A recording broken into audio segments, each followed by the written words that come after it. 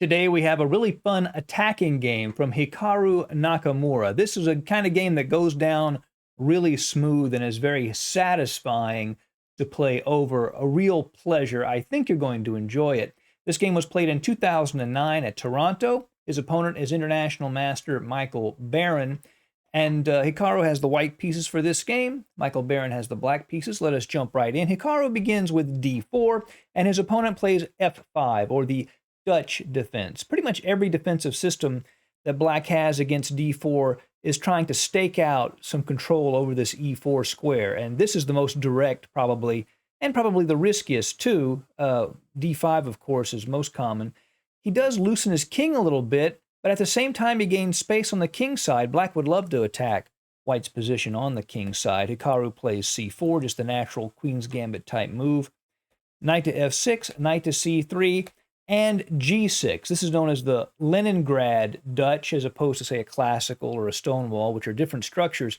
Here, black would like to fianchetto, then play d6, and eventually arrange for the move e5, and use the e5 and f5 pawns to attack the white position.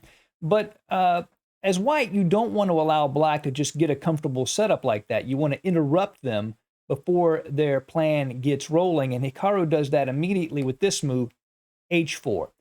Attacking on the king side, he wants to be the attacker in this game, and threatening to play h5. Now that looks like it just loses a pawn. Maybe it does, maybe it doesn't. We'll see what happens as the game progresses. Black continues with his plan, just fianchettos his king's bishop, plays bishop to g7, putting some pressure on this long diagonal, and Hikaru goes ahead and plays h5. Now this is obviously a pawn sacrifice, and his goal is to open up the h-file for his rook at h1. They're just trying to be as aggressive as possible. Black takes with the knight. He'd rather not mess up his pawn structure, obviously. So he takes with the knight, and here Nakamura plays this powerful move. He plays e4. Now his plan is to sacrifice the exchange here, just a spoiler. But if he does it here, after pawn takes then e4, black can castle, and black is doing very well. So what Nakamura does, and this often works with tactics, he inverts the move order, and that makes it a much more powerful idea. What he does after knight to h5 is play e4 first, and then if black tries to play e6, then this just works as well as it does in the game. After king f8, knight to d5, he's threatening to take the pawn at f5 with check, bishop g7, followed by knight to e7. Black is just lost here. So black plays pawn takes, and now Nakamura takes the knight, giving up the exchange. Pawn takes, and after queen takes h5, it is with a check, and the king has to move, and black has lost castling privileges.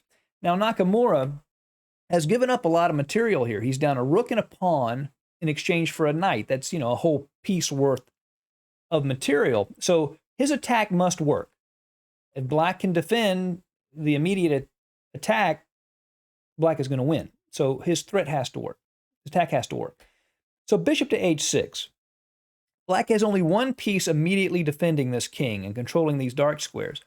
So Nakamura seeks to exchange off that one defending piece to make, black's life difficult. The best move for black is probably d6 to open up this bishop's entry into the game. And after, say, bishop takes g7 check, king takes g7, believe it or not, the best white has here is probably just a perpetual, just to check him after this. But instead of bishop takes g7, knight takes e4, and the attack continues. But it's still better for black than the game. Black goes ahead and takes the bishop. Queen takes h6 check, and king to g8. So he's hoping that he can get enough pieces over to defend, but look at the pieces on his back rank. None of them have been activated at all. This bishop can't get out. The pawns are blocking it in. So that's going to be a very tough sledding for black going forward. First, Nakamura plays queen to g5 check to displace the king. He probably was worried about a move like queen to f8 offering the exchange of queens. King to f7, knight takes e4, and queen to g8. Obviously up material, having to deal with an attack.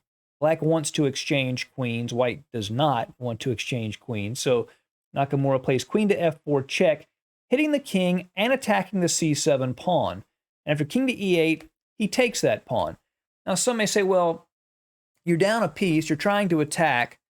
Why would you just take a pawn? Well, the truth is that's a valuable pawn. And as the game progresses, this queen's ability to enter potentially at d8 is actually a big problem for black. So while it's a pawn, it also continues the attack for Nakamura.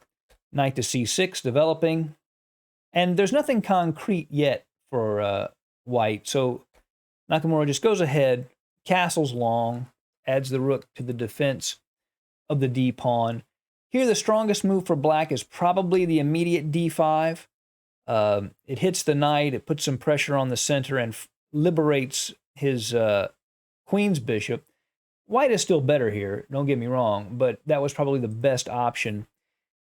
Instead, he plays queen to g6, attacking the knight at e4.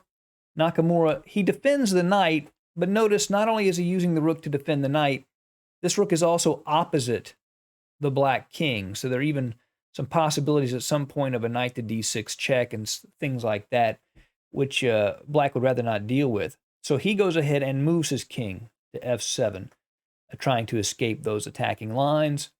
Nakamura plays d5 to displace this knight and relinquish control of the e5 square. Black plays knight to b4. So there's a little x-ray pressure here. If this knight were to move, there could be mate on c2, but of course Nakamura is not going to fall for that. That's no problem for him. So he just goes ahead and plays knight to f3, and that has a pretty serious and nasty threat as well. The threat of knight to e5 check, which forks the king and the queen. So black deals with that threat with d6. The pawn controls the e5 square. So what kind of threats does white have now? Well, believe it or not, and it is hard to believe, really, white has a forced mate in this position. I'm not going to go through all the variations. It's like 17 moves or something crazy like that. But there is a forced mate in this position. His opponent doesn't play all the best defensive moves to extend it the longest, but he survives for as long as he can. The first move in this mating pattern is knight e to g5 check. And obviously, if he plays a move like king to f6, queen takes e7 a check is going to lead to disaster very, very quickly. So he plays king to g8, and now queen to d8. We talked about grabbing this c7 pawn, and that gave him access to this d8 square, so he's able to check from the back rank, really forcing king to g7. I mean, he could interpose his queen and lose it, but that doesn't do anything. Rook takes e7 check, and if king to f6 here, rook to f7 is checkmate. It's a discovery, double check from the rook and queen, and it's just a mate. So he can't go in that direction. So instead he goes to h6. Now knight to f7 check. Now, obviously he's forking the king and the rook. There are two options other than just queen takes knight. And if king to g7, queen to h8 is mate. So he's not just losing the rook, he's losing his king as well. So instead, black plays king to h5. Now here's puzzle time, let's say. White has a mate in 3 from this position.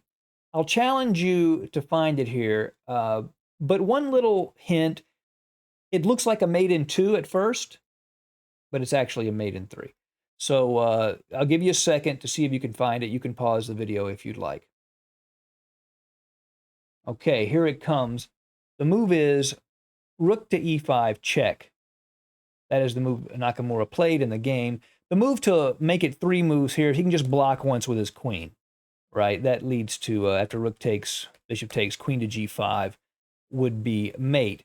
But in the game, black took the rook and actually resigned here with Nakamura on the move. By the way, he does threaten mate here. That never went away, that little threat of mate. But it doesn't matter because Nakamura would have played this move. Queen to h4, check, mate. A very powerful game. It almost makes the Dutch looked like a forced loss. It is not, but it's a playable opening for sure. Even Nakamura has played that Leningrad Dutch line even after this game was played. But a really smooth attacking victory from Hikaru Nakamura. I hope you enjoyed it. See you again soon at Chess Dog. Goodbye.